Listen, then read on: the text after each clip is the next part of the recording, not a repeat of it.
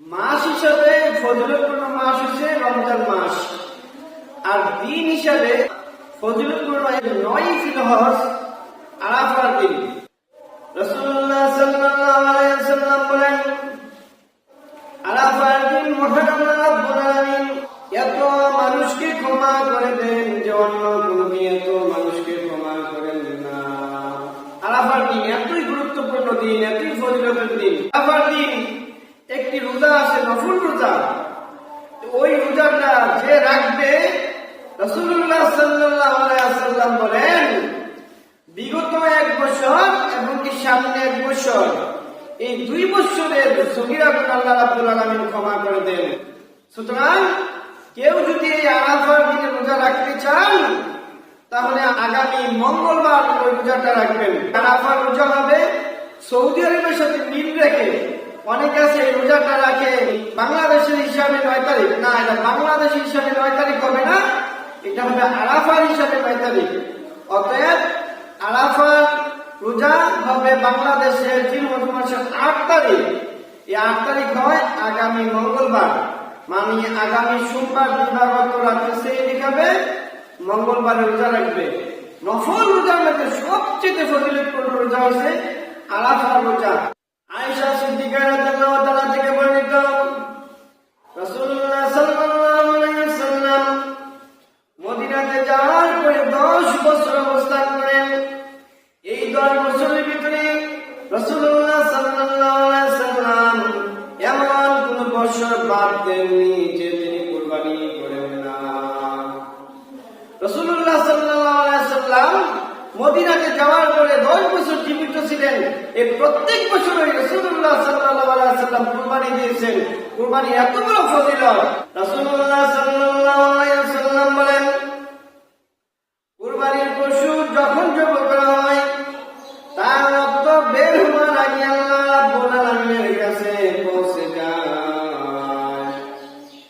অন্য হাদিসে রাসূলুল্লাহ সাল্লাল্লাহু আলাইহি ওয়াসাল্লাম বলেন, কেউ যদি হালাল টাকা দিয়ে সহিহ নিয়তে আল্লাহর নৈকট্য অর্জন করার জন্য যদি কেউ কুরবানি দেয়, ওই কুরবানির পশু কিয়ামতের মাঠে, হাসরের মাঠে ওই পশুর শিং, ওই পশুর পশম, ওই পশুর খুর সহ উপস্থিত হইয়া কুরবানির দাতার নামে আল্লাহ রাব্বুল আলামিনের কাছে সুপারিশ করবে, আল্লাহ তোমার বান্দা আমাকে কুরবানি দিয়েছে, অতএব তুমি তাকে ক্ষমা করে দাও। এই কুরবানি অনেক ফজিলত। যদি আপনি সহিহ নিয়তে আল্লাহর নৈকট্য অর্জন করার জন্য আপনি কুরবানি দেন, তাহলে এই কুরবানির পশু শিং, পশম, খুর সহ হাসরের ময়দানে আপনার পক্ষে আল্লাহ রাব্বুল আলামিনের দরবারে সুপারিশ করে আপনাকে ক্ষমা করে দেওয়ার জন্য। আমি অনেককে দেখছি যে কোটি কোটি টাকার মালিক, ঢাকা শহরে 2-3টা বাড়ির মালিক, গার্মেন্টসের মালিক, ওই লোকের জিজ্ঞাসা করছে, উনি বলে না আমি কুরবানি দিই। রাসূলুল্লাহ সাল্লাল্লাহু আলাইহি ওয়াসাল্লাম বলেন, আল্লাহ রাব্বুল আলামিন যাকে কুরবানি দেওয়ার সামর্থ্য দিয়েছে, ওই ব্যক্তি যদি কুরবানি না দেয়, সে যেন আমার গায়ে না আসে। রাসূল সাল্লাল্লাহু আলাইহি ওয়াসাল্লাম বলেন, আল্লাহ রাব্বুল আলামিন যাকে কুরবানি দেওয়ার সামর্থ্য দিয়েছে, সে যদি অলসতা করে, তুচ্ছ তাচ্ছিল্য মনে করে যদি কুরবানি না দেয়, সে যেন ঈদগাহে না আসে, ঈদে নামাজ পড়তে না আসে। অনেকে বলে দেখেন কুরবানি দেওয়া ওয়াজিব। না, কুরবানি দেওয়া ওয়াজিব না, কুরবানি দেওয়া হচ্ছে সুন্নাত, কুরবানি দেওয়া হচ্ছে নফল। আপনার সামর্থ্য থাকলে অবশ্যই কুরবানি দিবেন। এটা এমন না যে বিশেষ কোনো কারণে আপনি কুরবানি দিচ্ছেন না, আপনার গুনাহ হবে। আবু বকর রাদিয়াল্লাহু তাআলা আনহু এবং কি হযরত ওমর রাদিয়াল্লাহু তাআলা আনহু অনেক সময় কুরবানি দিচ্ছেন না। এটা বুঝাই দিচ্ছেন যে কুরবানি দেওয়া ওয়াজিব না। তোমার যদি সামর্থ্য আছে এবং কি বিশেষ কোনো প্রয়োজনে সমস্যায় পড়েছ, তখন কুরবানি না দিলেও সমস্যা নাই, কিন্তু কুরবানি দেওয়াটা উত্তম। যেহেতু রাসূল সাল্লাল্লাহু আলাইহি ওয়াসাল্লাম ওনার জীবনে 10 বছর মদিনাতে ছিলেন, এই 10 বছর উনি প্রত্যেকটা বছর উনি কুরবানি দিয়েছেন। কুরবানি রূপ দেখানো কুরবানি, সমাজের সাথে তাল মিলিয়ে আমরা কুরবানি দেই। লজ্জা করে যাব, নতুন বিয়ে শাদী হয়েছে, ছেলের বিয়ে করেছি, মেয়ে বিয়ে দিচ্ছি, এখন যদি কুরবানি না দেই, বিয়ের সাথে কি কথা বলবো? এইরকম নিয়তে কুরবানি দিলে কুরবানি হবে। কারণ কুরবানি দিতে হবে আমার খুশির জন্য, আল্লাহর নৈকট্য অর্জন করার জন্য, মানুষকে দেখানোর জন্য কুরবানি দিলে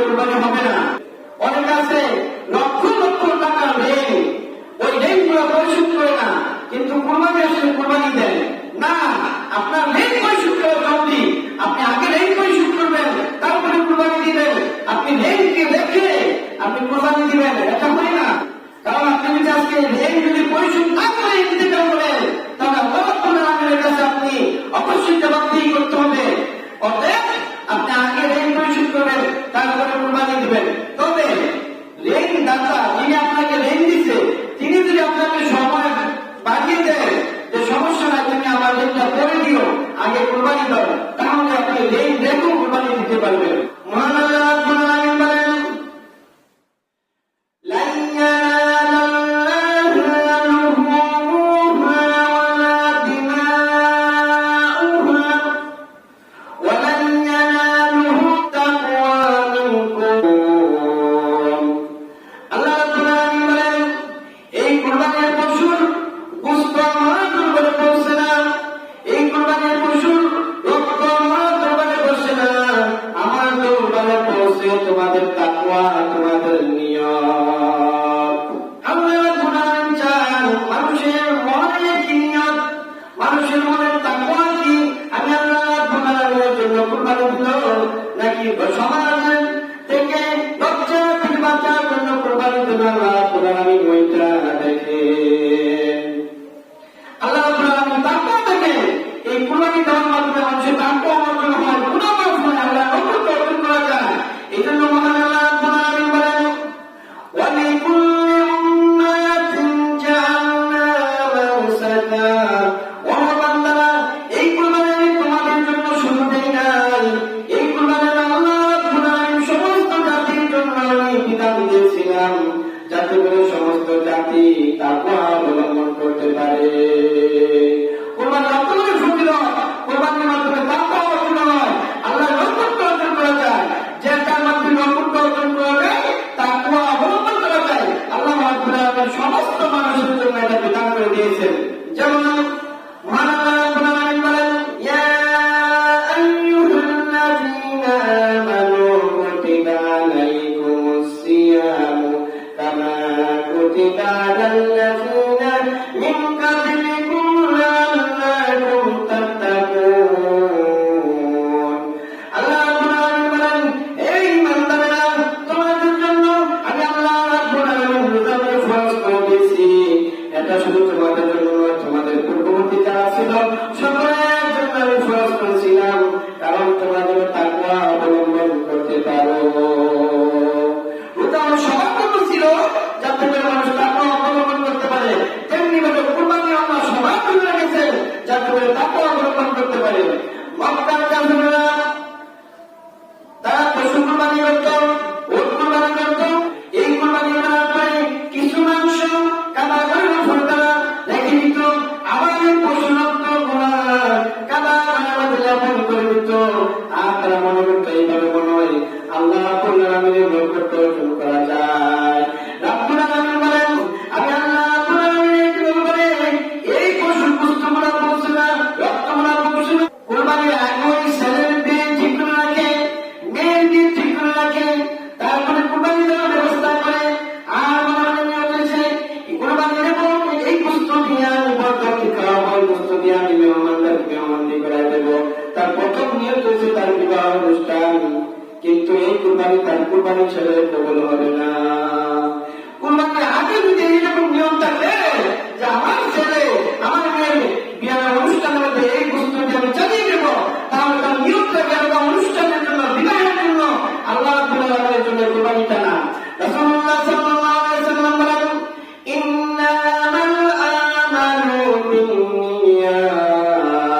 প্রত্যেকটা আমল কবুল হবে তার নিয়তের উপর নির্ভর করে।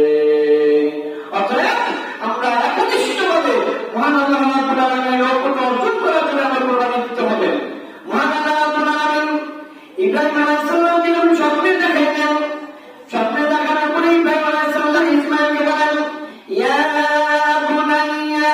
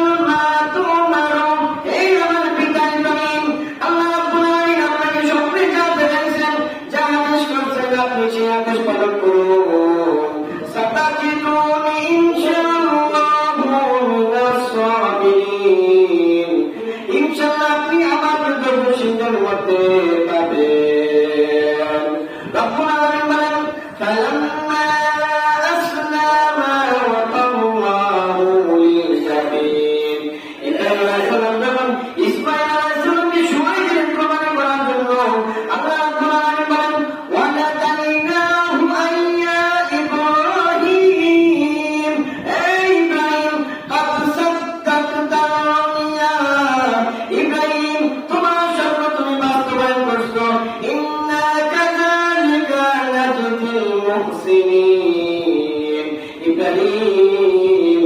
আমি আমার প্রিয় বান্দাদেরকে এইভাবে আমি সম্মানিত করি। আর একটা ছিল আমার একটা পরিণত এইভাবে আল্লাহ রাব্বুল আলামিন দেখেন কুরবানির মাধ্যমে তাকওয়া কি একটা পরীক্ষার মধ্যে ফেলা দিচ্ছেন। আপনার নিয়ত কি? নিয়ত যদি সহি হয় তাহলে আপনার কুরবানি হবে, আর নিয়তের মধ্যে যদি ভেজাল থাকে আপনার কুরবানি হবে না। বুঝতে পারতে পারবেন সমস্যা নাই, কিন্তু আপনার কুরবানি হবে না। আমাদের জাতির পিতা ইব্রাহিম আলাইহিস সালাম যেভাবে মহান আল্লাহ রাব্বুল আলামিনের কথা মতো সারেন্ডার করেছিলেন, সেইভাবে আমরা প্রত্যেকটি ইবাদতের মধ্যে সারেন্ডার করতে হবে। মহান আল্লাহ রাব্বুল আলামিন বলেন, ইয ক্বালা লাহু রাব্বুহু আসলিম। ইব্রাহিম তুমি সারেন্ডার করো। ইব্রাহিম আলাইহিস সালাম বলেন, ক্বালা আসলামতু লিরাব্বিল আলামিন। আল্লাহ আমি পরিপূর্ণভাবে তোমার কাছে আমি নতশির হলাম, সারেন্ডার করলাম। এইভাবে প্রত্যেকটি ইবাদতের মধ্যে আমরা আল্লাহ রাব্বুল আলামিনের কাছে সারেন্ডার করতে হবে। বিশ্বনবী নবী সম্রাট আল্লাহ আকবার বলেন, ইয়ে শাহাদাত গাহে ও ফাতমে কদম রাখনা, ইয়ে শাহাদাত গাহে ও ফাতমে কদম রাখনা, লোগ সমঝোতা है आसान है मुसलमान होना। मुसलमान হয়েছো, ইমানদার হয়েছো, শাহাদাতের গাহের মধ্যে তুমি পা রাখলা, শাহাদাতের গাহের মধ্যে তুমি শহীদ হয়ে গেলা। অতএব তোমার প্রত্যেকটি কাজ মহান আল্লাহ রাব্বুল আলামিনের হুকুম মতো হতে হবে। এই জন্য আল্লাহ রাব্বুল আলামিন রাসূল সাল্লাল্লাহু আলাইহি ওয়াসাল্লামকে বলেন, রাসূল আপনি বলেন, কুল ইন্না সলাতি ওয়া নুসুকি ওয়া মাহইয়ায়া ওয়া মামাতি লিল্লাহি রাব্বিল আলামিন। বলুন আমার নামাজ, আমার কুরবানি, আমার জীবন, আমার মরণ সব কিছু আল্লাহ রাব্বুল আলামিনের জন্য। অনেক আছে এই কুরবানির পশুর সাথে আকিকা মিলাই দেয় না। কুরবানি একটা বিষয়, আকিকা আরেকটা বিষয়। আকিকার সাথে কুরবানি কখনো হবে না। কুরবানি একটা বৎসরে একবার দিতে হয়, জিলহজ মাসের 10 তারিখ আকিকা দিতে হয়। বাচ্চা জন্ম 7 দিনের মাথায় অথবা অন্য 14 দিন 21 দিন দেওয়ার বর্ণনা আছে, কিন্তু কুরবানির সাথে আকিকা যাবে না। আর রাসূল সাল্লাল্লাহু আলাইহি ওয়াসাল্লাম বলেন, সন্তান জন্মগ্রহণ করার পরে সন্তান যদি ছেলে হয় আর যদি তার অভিভাবকের সামর্থ্য থাকে, ছেলে সন্তানের জন্য 2টি বকরি, মেয়ে সন্তানের জন্য 1টি বকরি, আকিকার জন্য জন্ম করার জন্য বকরির কথা বলা হয়েছে। কিন্তু আমরা কতটা চালাক, আমরা এই কুরবানির সাথে আকিকার নাম দিয়ে দিই। কুরবানির সাথে আকিকা হবে না। কিছু আলেম ভুল করতে হবে যে কুরবানির সাথে আকিকা হবে। আরে না, রাসূল সাল্লাল্লাহু আলাইহি ওয়াসাল্লাম বলেন নাই, সাহাবীরা বলেন নাই, তুমি নিজের কথা হবে নাকি? রাসূল সাল্লাল্লাহু আলাইহি ওয়াসাল্লাম বিধান দেন নাই আকিকা কোনো গরুটা হবে না, আকিকা দিতে হবে একমাত্র ছাগল দ্বারা। আপনি গরু দ্বারা কোনো আকিকা হবে না। সুতরাং আমরা আকিকা কোনো গরুর সাথে না মিলাই, আকিকা হবে ছাগল দ্বারা, গরু দ্বারা আকিকা হয় না। আয়েশা সিদ্দিকা রাদিয়াল্লাহু তাআলা একজন বলেন, আয়েশা আমি একটা উট দ্বারা আকিকা করতে চাই। তখন আয়েশা রাদিয়াল্লাহু তাআলা বলেন, না উট দ্বারা আকিকা হবে না, কারণ রাসূল সাল্লাল্লাহু আলাইহি ওয়াসাল্লাম বলেছেন বকরি দ্বারা আকিকা করতে হবে। আপনি যদি আকিকা অনুষ্ঠানে অনেক লোককে খাওয়াতে চান, আপনি বকরিও করতে পারেন, 500 বকরি আপনি হজরত করতে পারেন, লোক যদি বেশি হয়ে যায়। কিন্তু বকরি মানে ছাগল অবশ্যই থাকতে হবে। একটা বিষয়টাকে কুরবানির পশু কিনতে হবে। যেমন রাসূলুল্লাহ সাল্লাল্লাহু আলাইহি ওয়াসাল্লাম বলেছেন, ওই রকম পশু দ্বারা কুরবানি হবে না যে পশু অন্ধ, কানা, চোখে দেখে না, ঘাস দেখে খেতে পারে না, অথবা যে পশু লেংড়া মানে হাঁটতে পারে না, এই পশু দ্বারা কুরবানি হবে না। অথবা যে পশু অসুস্থ মানে সুস্থ না, উঠতে পারে না, দাঁড়াতে পারে না, ওই পশু দ্বারা কুরবানি হবে না। 4 নাম্বার যে পশু একবারে হাঁটতি, একটা কাজ করি, বুঝতে মধ্যে কোনো কিছু দেখা যায় না, ওই রকম পশু দ্বারা কুরবানি হবে না। এই 4টা বিষয় আমরা লক্ষ্য রাখতে হবে। 1, কানা কোনো পশু দ্বারা কুরবানি হবে না।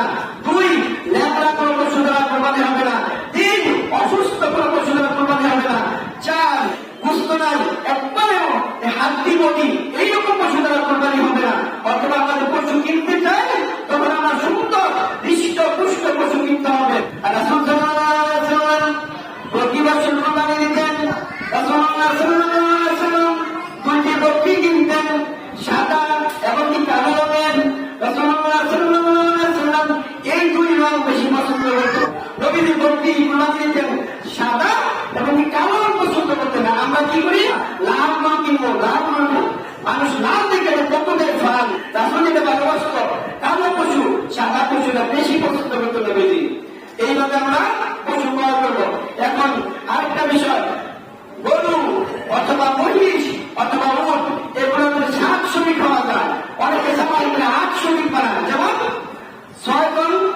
ছয় শরিক, আরেকটা ভাগ দুজনে ভাগ করে নেয়।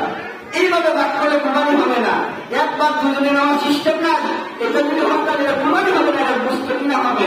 অতএব আমরা গরু, মহিষ অথবা উট এগুলো আমাদের সর্বোচ্চ সাহায্য শরীরে পাবেন।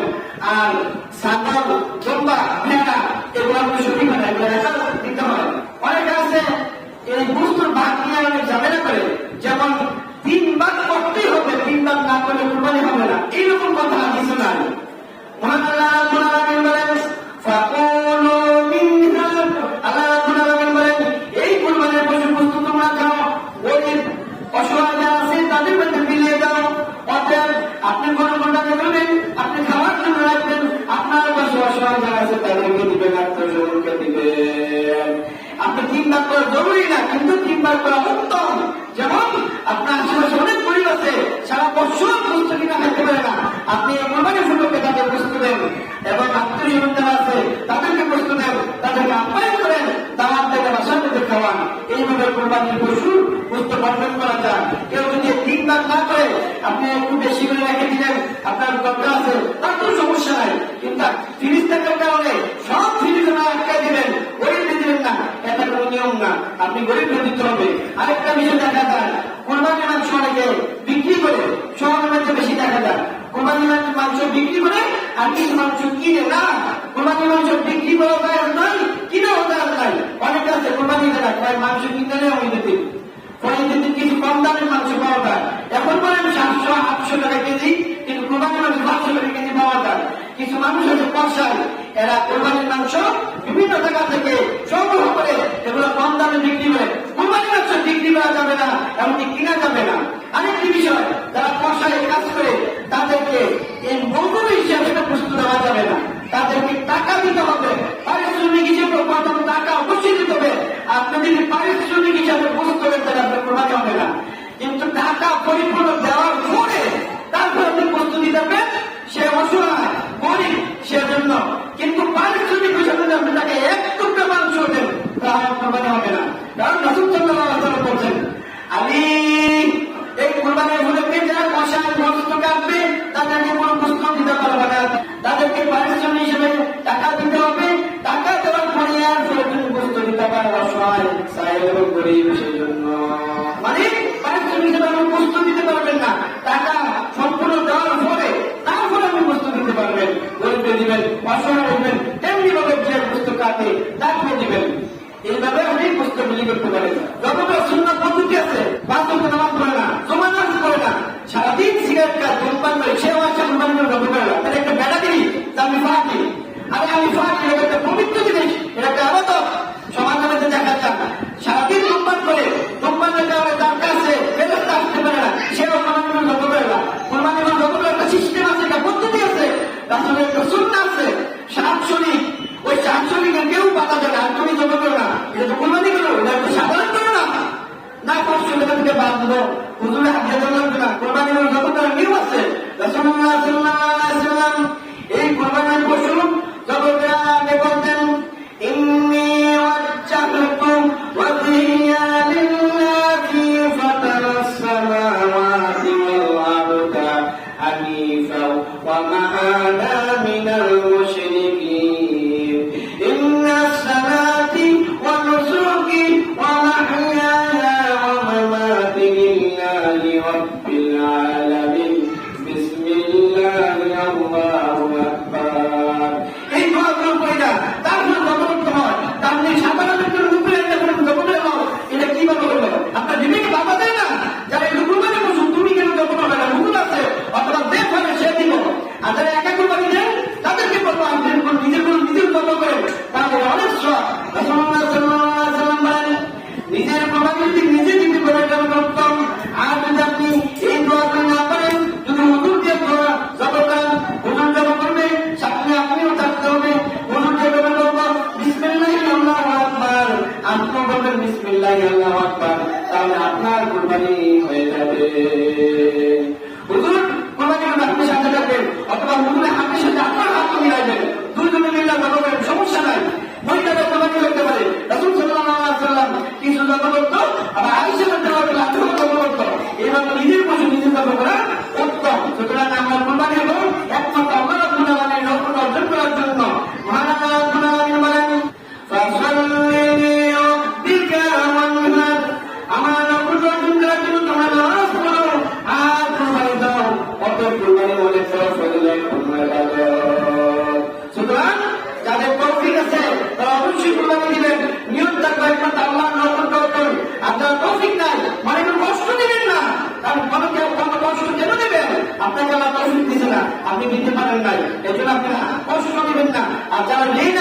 আগে ঋণ পরিশোধ করুন, তারপরে কোরবানি দেন। ঋণ থেকে কোরবানি দেন না, দরকার নাই। ওই ঋণটা পরিশোধ করা জরুরি। আর ঋণ দাতা যদি বলে পরে ঋণ দিয়ে অসুবিধা থাকে, কোরবানি দাও, তাহলে কোরবানি দিতে হবে। ঈদের নামাজের সুন্নত হইল কোরবানিতে কিছু সুন্নত আছে, যে সুন্নতগুলো বলা জরুরি। যেমন যাদের পক্ষ থেকে কোরবানি হবে, যাদের পক্ষ থেকে কোরবানি হবে, তারা এই কোরবানি হওয়ার আগ পর্যন্ত হাতের লোক, পায়ের লোক, মুখ, এমনকি অপ্রয়োজনীয় পশম এগুলো কাটবেন না 10 দিন। আর কোরবানি ঈদের দিন আপনি বাসার থেকে কোনো কিছু খাইবেন না, না খেয়ে ঈদগাহ করবেন, ঈদের নামাজ করবেন। কোরবানির পশম গোশত প্রথম আপনি খাবার খাইবেন, এর আগে আপনি সিমনি, শ্যামাই, পায়েস কোনো কিছু খাইবেন না। এটা যাদের পক্ষ থেকে কোরবানি দিব তাদের জন্য সুন্দর। আর ঈদগাহ যাওয়ার সময় শব্দ করে তাকবীর করবেন, আল্লাহু আকবার, আল্লাহু আকবার, লা ইলাহা ইল্লাল্লাহু, আল্লাহু আকবার, আল্লাহু আকবার, লিল্লাহিল হামদ। তো তাকবীর দেওয়া সুন্নাত, এই সুন্নাতগুলো আপনারা দিবেন। আর ঈদগাহ এক রাস্তা দিয়ে যাওয়া, অপর রাস্তা দিয়ে আসা।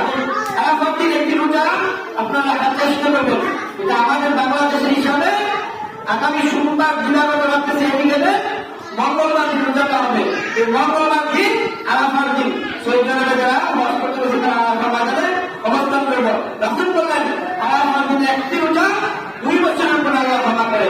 বিগত 1 বছরে, সামনে 1 বছরে।